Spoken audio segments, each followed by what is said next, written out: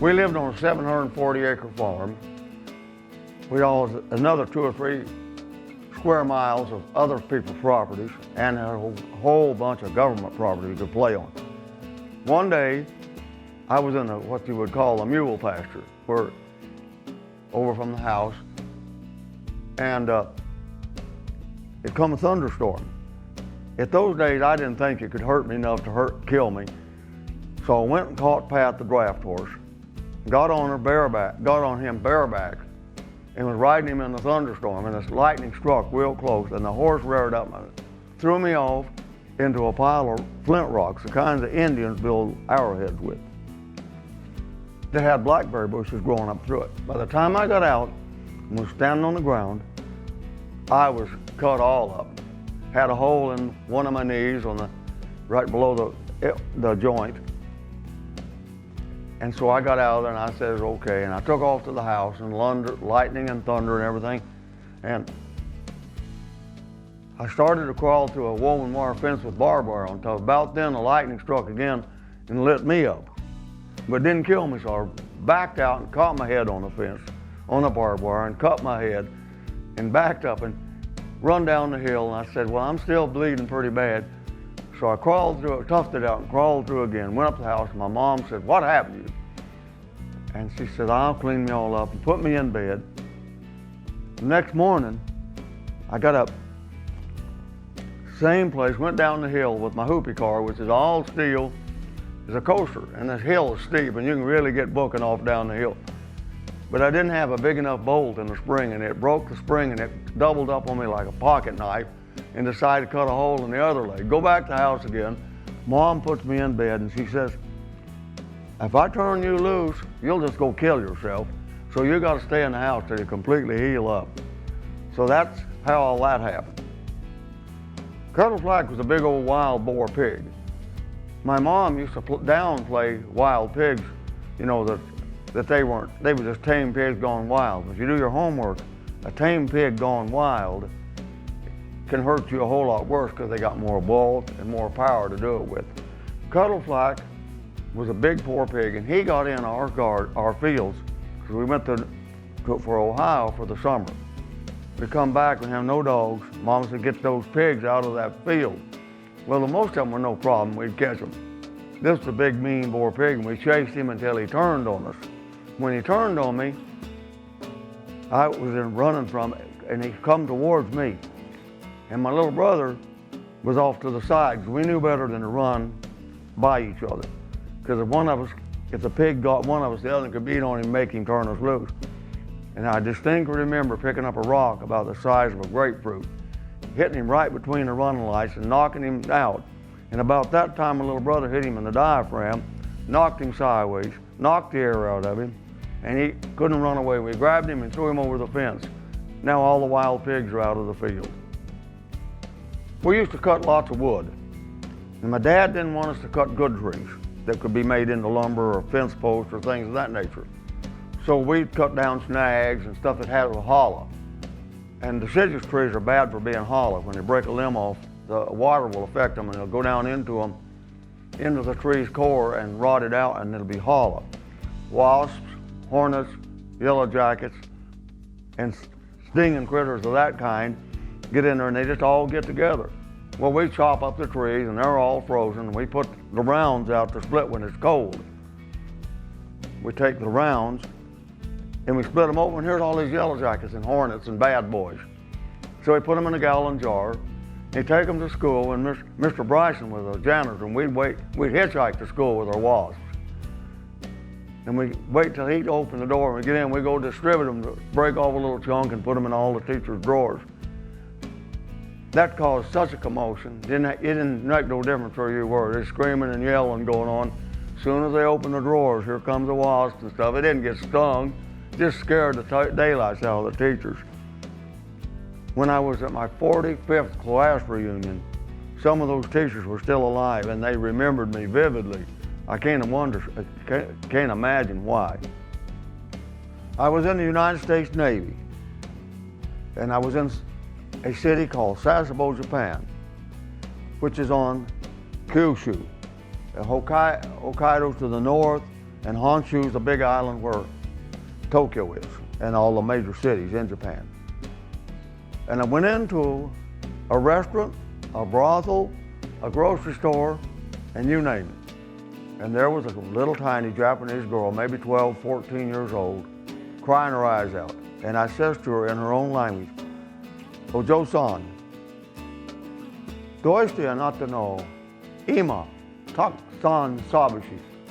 Young lady, why are you so sad for now, I said. She recounted that her father had sold her.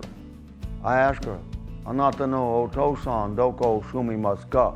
Where does your father live now? Tokyo, she says. I said, anata no okasan, which is mother, doko sumimasu ka? Where does your mother live now? Hokkaido. I said, anata no Hancho Koko Orimasu ka? Where's your boss now?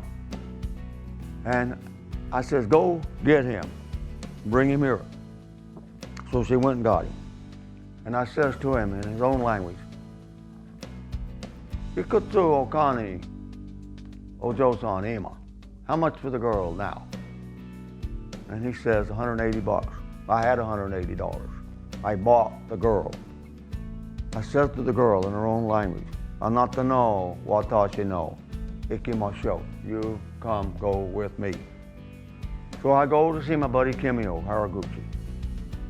He was a gentleman that taught me to speak Japanese to the point I could get whatever I wanted in their own language. I'm not fluent, I'm somewhat functional. That's about the best I can describe that. Kimio, I need help. Well, Clinton, that's nothing new. I said, well, wait a minute. Don't quit clowning around. I bought this girl. He said, don't you know that things like that happen here all the time? I said, yeah, but this is a nice girl. Well, how do you know? I said, because I asked her. And you taught me to speak to her. Her mother lives in Hokkaido and her dad lives in Tokyo. There's been a divorce. He sold her. I don't want bad things to happen to her. I'm going to send her to her mother. Now, what I need from you is to get me an attorney over here. I want to get a legal release because I don't have no time. I'm probably down about 2.5 hours now since I bought her. And I got to get rid of her and send her to her mommy. I expect to do that. Don't you know that's over 1,000 miles away? So I don't care. I got money. I can send her home. So we got an attorney over there. We wrote a release. We sent her home. Give her some bus money, some food money on the bus, and sent her home. And I always wondered what become of the girl, because I don't even think I ever remember her name or nothing. I sure would like to find her. I used to have a toy factory in Albany, and then I run into an incredible lady, which is my wife Helen today. I was working in Lakeview, Oregon, and I got laid off, and I come back to Salem, Oregon, and I found a job for $5 more an hour than I was paid there. 15 minutes from the house, maybe. I worked for a company called, for a man named Mr. Bob Boda. Cascade tank and container. Well, I hit it off with him instantly, and I had something he didn't have in his group. The ability to think out of my box and build things and repair stuff that maybe we couldn't get parts for, because they worked on a lot of big equipment. And I fit right into that because I'm really fortunate to be able to do that. One day he's going to lay me off, and he said, Clinton, not to worry, I've got you a job for even more money. You're going to go to work for a man named Roy L. Houck II. Roy L. Houck II and his brother Cub, just to put it in perspective, built a huge amount of the I-5 and the Western United States freeway systems. They were, at one time, Mr. Houck himself, Roy Jr., was one of 500 richest men on the planet Earth. He was an incredible mentor of mine, and we absolutely got along. I got to the point in the company where if they had a row within the family, I would go and mediate, and the kids would just have a fit. It's getting deep and it's getting bad. If Clinton come to mediate, then we know who he's going to take up for. He's going to take up for Dad. Why are you that way, Clinton? Why you do that? Because he's always right. That ain't possible. Well, I think so. He says to me one day, Clinton, I want you to come in my office. I went in there and he said, shut the door. I said, oh boy, now what? Because I thought I was getting along good with him. But you know, I'm just an employee. So he says, let me tell you something.